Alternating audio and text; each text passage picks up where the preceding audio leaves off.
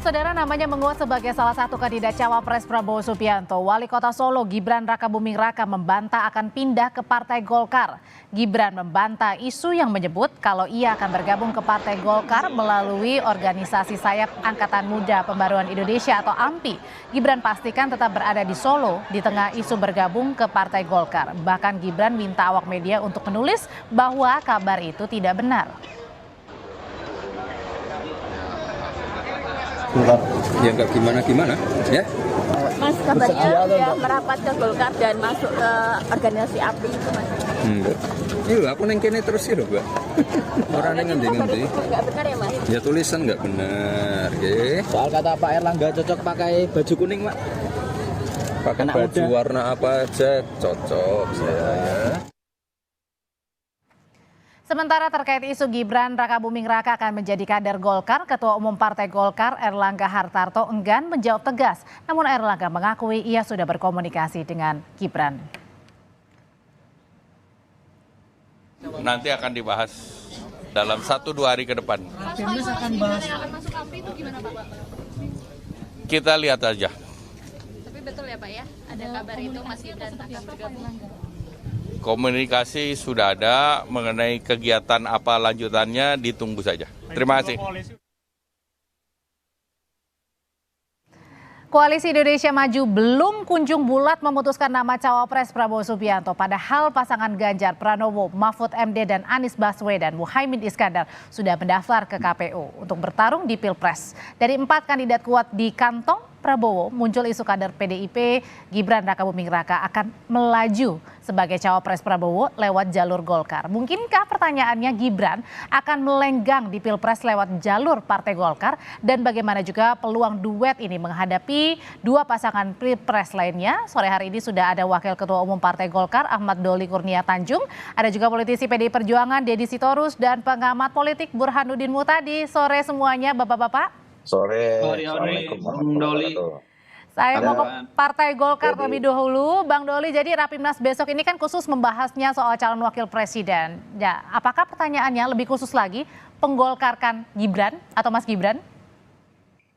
Enggak, sebetulnya besok Rapimnas itu agenda rutin kita ya, setiap tahun menjelang atau pada saat hari perayaan hari ulang tahun kita itu selalu ada didahului atau sesudahnya Rapimnas.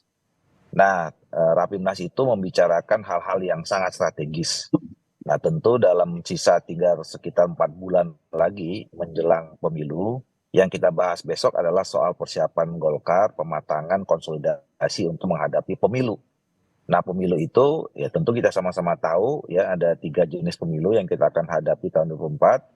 Ada Pilpres dan Pileg yang bersamaan waktunya tanggal 14 Februari 2024 dan kemudian juga ada Pilkada. Nah, jadi besok semua secara umum kita akan bicara tentang persiapan akhir konsolidasi Golkar menuju pemilu. Nah, tentu bagiannya adalah bicara tentang juga soal persiapan Pilpres ya. Termasuk dengan wacana menyodorkan Mas Gibran sebagai cawapres dengan lewat jalur Partai Golkar melalui kader muda? Begini, kalau kami ya dalam posisi kalau Golkar ya terhadap siapa saja ya, tentu Golkar ini adalah partai terbuka ya. Kita sangat senang siapapun yang bisa atau berkeinginan bergabung dengan Partai Golkar. Mulai dari rakyat biasa sampai tokoh-tokoh ya. Nah, kalau misalnya tadi disebut misalnya Wali Kota Solo, ya itu tergantung yang bersangkutan. Sama juga dengan rakyat yang lain. Mereka tentu bergabung dengan Partai Golkar dengan keinginan sendiri, dengan keikhlasan sendiri, dan tentu punya kesamaan tentu dengan apa yang sudah selama ini dibangun dalam nilai-nilai Golkar. Jadi itu tergantung atau berpulang kepada yang bersangkutan. Ya. Artinya Golkar siap terima kalau yang bersangkutan yang dimaksud Mas Gibran ini mau? Loh iya, siapa saja. Rakyat biasa aja kami terima, apalagi Saudara Gibran, Wali Kota Solo, putranya Presiden ya. Ya tentu kami dengan tangan terbuka kalau ingin bergabung dengan Partai Golkar. Sama dengan siapa saja yang ingin bergabung dengan Partai Golkar. Oke. Kalau dari PDI Perjuangan sendiri, legowo, rela kalau misalnya Mas Gibran itu kemudian bersama dengan Partai Golkar menjadi bacawa pres Pak Prabowo, apa nggak gerah, Bang Deddy? Loh, kalau soal legowo, namanya manusia kan punya kebebasan ya. Apalagi kalau kemudian dia sudah berada di luar PDI Perjuangan. Kalau di dalam PDI Perjuangan, sebagian dari kemerdekaan kita sebagai kader itu diserahkan untuk turut pada aturan-aturan yang berlaku, kode etik yang ada, nilai-nilai yang kita pegang. Kenapa sekarang jadi ribut di publik? Karena adanya isu dan rumor spekulasi bahwa Mas Gibran akan pindah keluar dari PDI Perjuangan karena mau dicalonkan jadi wakil presiden. Karena publik tahu persis bahwa PDI Perjuangan kuat dalam memegang nilai-nilai dan aturan. Beda kalau di partai kawan kita Doli ini, Golkar biasa itu kalau misalnya bertarung sama-sama kader, nanti yang menang ya tetap, yang lain keluar, itu kan sudah biasa. Tapi PDI Perjuangan beda. Ambil contoh kasus Gubernur Kalimantan Tengah. Ketika partai mencalonkan calon X, lalu ada kader yang maju, calon A, dia menang dan ingin kembali ke PDI Perjuangan, otomatis tidak pernah bisa diterima sampai sekarang, meskipun dia menang. Jadi persoalannya sekarang adalah memang publik melihat bahwa PDI Perjuangan punya nilai-nilai yang berbeda, nilai-nilai yang kuat dalam konteks menjaga etika berpolitik gitu ya. Kalau ditanya apakah kita legowo, partai ini sudah cukup mengalami pasang surut perjalanan politik. Banyak dari kita yang bisa setia hingga akhir karir politiknya. Banyak juga yang jadi sengkuni, banyak yang lompat-lompat. Jadi artinya diserahkan kepada yang bersangkutan. Iya, kepada yang bersangkutan, itu kan hak asasi orang ya. Jadi kita hanya mengikat dengan nilai-nilai dan aturan sepanjang masih berada di dalam partai. Karena gini, Bang Deddy, Bang Doli dan juga Mas Burhan nanti akan dijawab. Ada tweet nih dari Bang Deddy bahwa kabarnya desakan dan tekanan untuk Mas Wali. Tapi kami percaya Anda pemuda yang kuat. Ini maksudnya apa dan siapa yang dituju? Usai jeda nanti Bapak-Bapak akan menjawab. Tetaplah di Kompas Petang. Mas Burhan, ini kabarnya katanya ada desakan dan tekanan untuk Mas Wali. Emang desakan dan tekanan untuk Mas Wali ini sebesar apa, Mas Burhan? Betulkah seperti itu? Seharusnya ditanyakan kepada yang nge-tweet ya. Saya tanya dulu ke Mas Burhan nih, ini tekanan apa kalau memang betul terjadi nih? Saya tidak tahu ya, jadi saya tidak ingin melampaui apa yang tidak saya ingin tahu, Audrey. Tapi yang jelas begini ya, kalau kita lihat dari siapa yang potensial menjadi cawapres Pak Prabowo, itu kan mengerucut ke 3 nama setidaknya ya. Pertama adalah Gibran, yang relatif ibarat racing itu ada di papan atas ya. Kemudian ada Erik, kemudian ada juga Hovifah.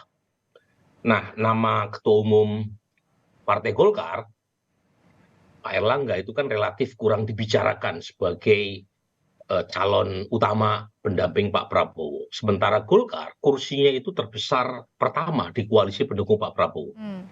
Jadi Golkar itu kapal induk terbesar kedua setelah PDI Perjuangan di parlemen.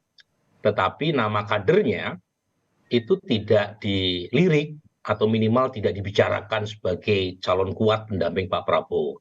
Nah, pada titik itu kan ada semacam upaya untuk mendapatkan kompensasi ya.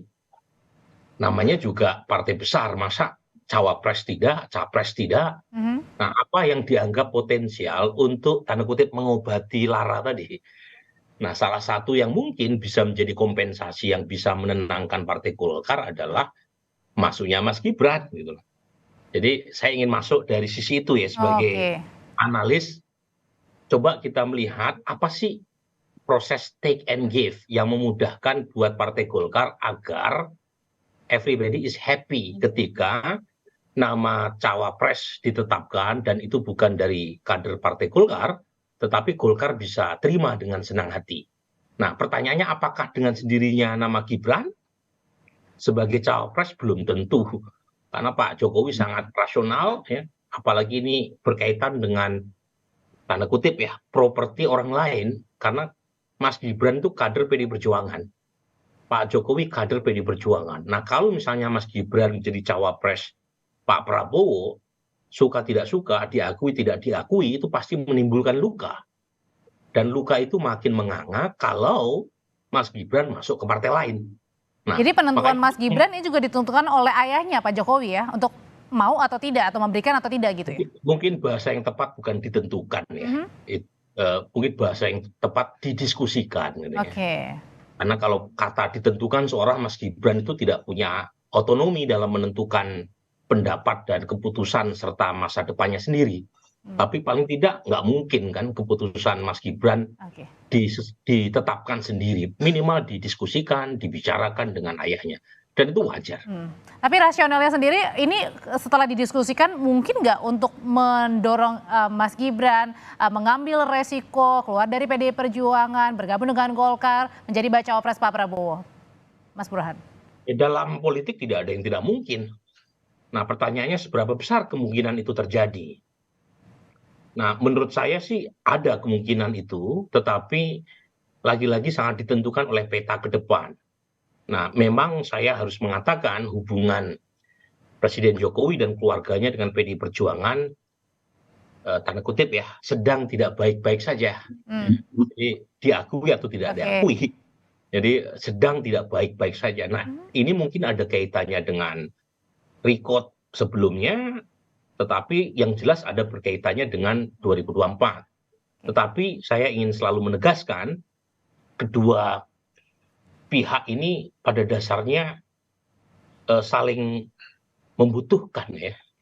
Jadi saya pribadi tidak berharap ya kedua pihak ini berpisah di tengah jalan, karena bagaimanapun bangsa ini itu sangat membutuhkan keduanya dalam posisi yang baik-baik saja.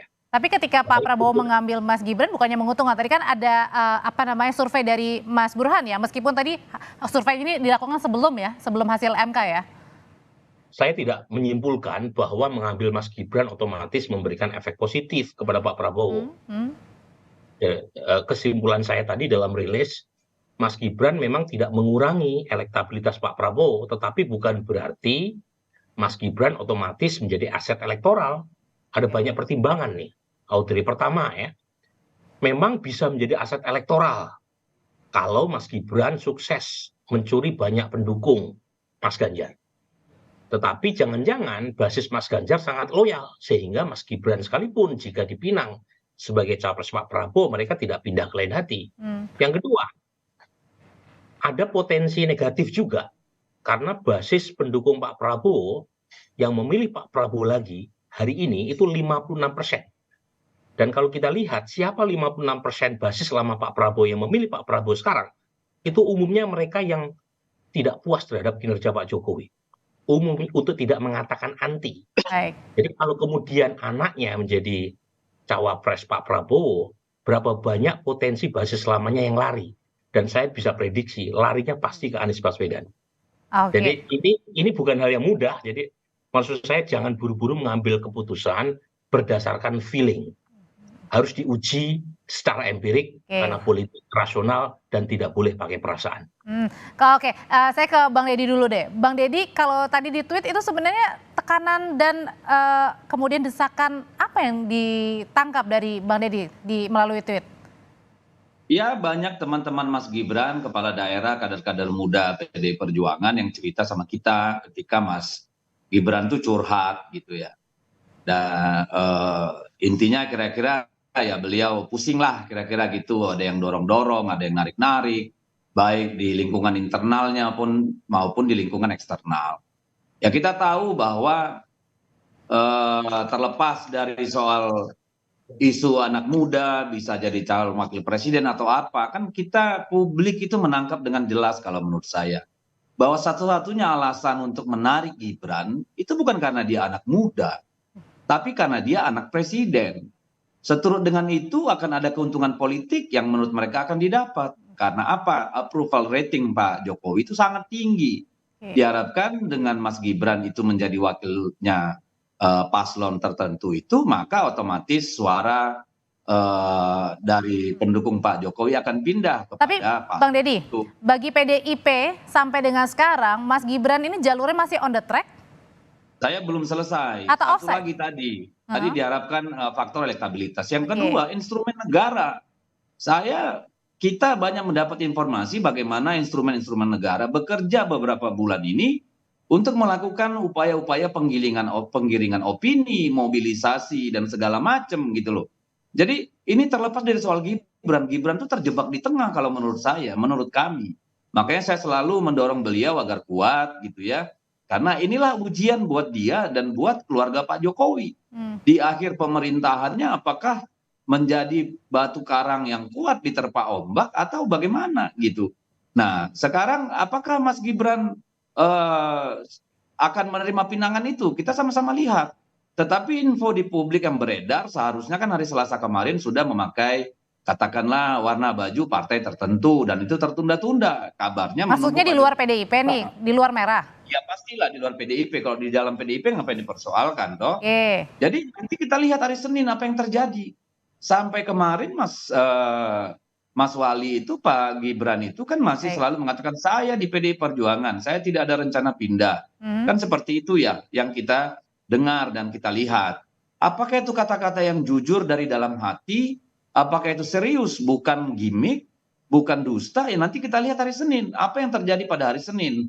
Apakah Rakernas Golkar itu murni hanya Rakernasnya mereka?